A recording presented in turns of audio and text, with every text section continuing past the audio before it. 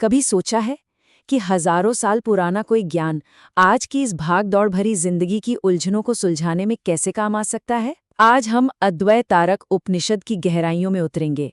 ये एक ऐसा ग्रंथ है जो हमें मुक्ति के लिए एक बहुत ही अनोखी आध्यात्मिक तकनीक के बारे में बताता है। तो ये सवाल कि हम दुनिया के दुखों के समंदर को कैसे पार करें, ये एक ऐसा सवाल है जो हर किसी के मन में कभी ना कभी तो आता ही है। चलिए आज इसी सवाल का एक बहुत ही प्राचीन जवाब ढूंढते हैं जो हमें एक शक्तिशाली योग ग्रंथ के अंदर मिलता है। देखिए, ये उपनिषद हर किसी के लिए नहीं है। ये एक खास तरह के साधक के लिए एक नक्शे जैसा है। एक ऐसा साधक जिसने अपनी इंद्रियों पर, अपने सेंसेस पर कंट्रोल कर लिया है और अब वो एक गहरी अंदर की यात्रा पर निकलने के लिए पूरी तरह से तैयार है। अब किसी भी सफर पर निकलने से पहले ये जानना तो बहुत जरूरी है कि जाना कहाँ है ना? और मजे की बात यह है कि इस यात्रा की मंजिल का राज इस उपनिषद के नाम में ही छिपा हुआ है। इसका पहला हिस्सा है तारक, जिसका मतलब है मुक्तिदाता या पार ले जाने वाला।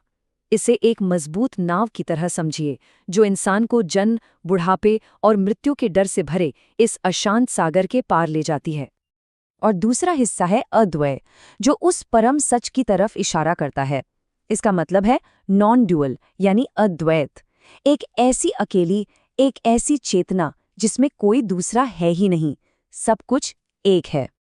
तो सबसे जरूरी बात यह है कि ये ग्रंथ सिर्फ फिलोसॉफिकल बातें नहीं करता, ये हमें सीधे सीधे उस मुक्ति देने वाली, उस अद्वैत अवस्था का अनुभव करने का एक प्रैक्टिकल रास्ता दिखाता है, एक नक्शा देता है। तो सवाल ये है कि यहाँ तक पहुँचे कैसे? खैर, ये उपनिषद इसका भी एक बहुत प्रैक्टिकल तरीका बताता है, जो 3 अलग-अलग ध्यान के केंद्रों या लक्ष्यों पर आधारित है। ये यात्रा शुरू होती है अपनी चेतना को, अपनी अवेयरनेस को अंदर की ओर मोड़ने से, यानी अपने सूक्ष्म शरीर में। सूक्ष्म शरीर मतलब हमारे इस फिजिकल शरीर से परे ऊर्जा और चेतना का वो आयाम जिसे हम आमतौर पर महसूस नहीं कर पाते। इसमें साधक को अपनी सुषुम्ना, जो हमारे शरीर का सेंट्रल एनर्जी चैनल है, उस पर ध्यान लगाना होता है। फिर कुंडलिनी ऊर्जा की कल्पना करनी होती है, जो कमल के रेशे जितनी बारीक है पर उसमें करोड़ों बिजलियों जितनी चमक है। साथ ही अंदर एक फुक्कार जैसी आवाज सुनाई देती है और आंखों के बीच एक नीली रोशनी नजर आने लगती है। ये सब असल में मन को शुद्ध करने और ध्यान को गहरा करने के तरीके हैं। ठीक है, तो अंदर की यात्रा के बाद अभ्यास बाहर की ओर देखने पर फोकस करता है, ताकि परसेप्शन को और भी ज्यादा स्टेबल किया जा सके। इस ग्रंथ में कहा गया है कि जब साधक को अपनी नाक से बस कुछ अंगुल की दूरी पर नीले, लाल और पीले रंगों वाला एक चमकदार आकाश दिखने लगे, तो समझिए कि वो इस रास्ते पर सही से आगे बढ़ रहा है। ये एक तरह का मील का पत्थर है। और अब आता है तीसरा और सबसे गहरा पड़ाव। इसमें साधक आकाश या स्पेस के अलग-अलग गुणों के जरिए इस ब्रह्मांड की असलियत को महसूस करता है। ये टेबल हमें दिखाती है कि कैसे हमारा परसेप्शन धीरे-धीरे विकसित होता है।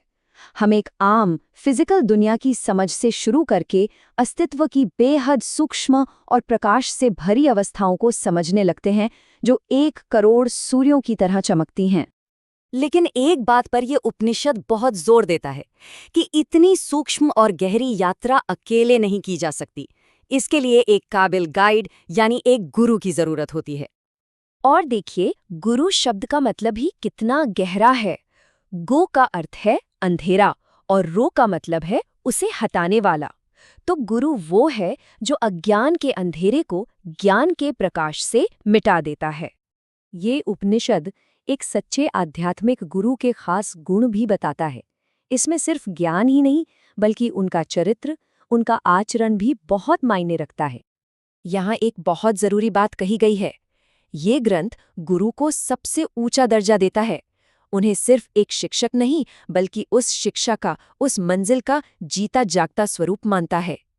तो ये सब साधना, ये पूरी यात्रा हमें कहाँ ले जाती है?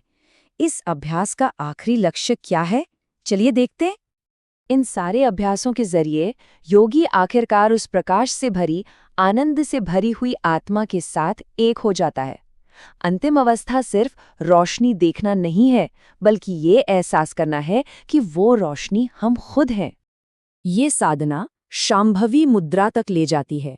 ये एक ऐसी अवस्था है जहां साधक की अंदरूनी और बाहरी दोनों दृष्टियां बिना पलक झपकाए एकदम स्थिर हो जाती हैं। और कहते हैं कि जो इस अवस्था को पा लेता है उसकी मौजूदगी ही दुनिया को पवित्र कर देती है। और आखिर में ये उपनिषद हमें इस एक गहरे सवाल के साथ छोड़ जाता है। क्या हो अगर वो मंजिल जिसे हम बाहर खोज रहे थे वो कभी दूर थी ही नहीं, बल्कि हमेशा से हमारे अंदर ही मौजूद थी।